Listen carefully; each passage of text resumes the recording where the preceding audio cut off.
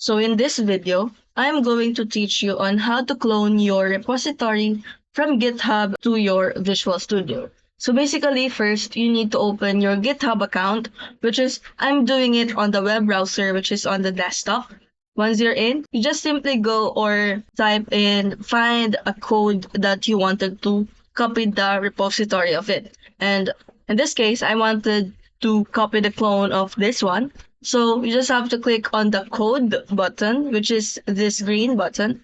Once you click on that, you will see this section, which is under the HTTPS. You will copy this, this is your repository.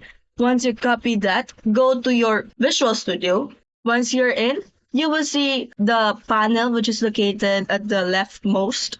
You just have to click the source control right here. Once you click on that, there are two options available, which is the open folder and clone repository.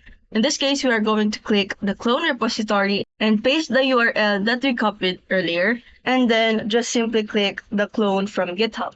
And also, you will be needing to sign in using your GitHub right here on the Visual Studio Code so that you could copy the repository directly. And that's how you copy repository from your GitHub to your Visual Studio.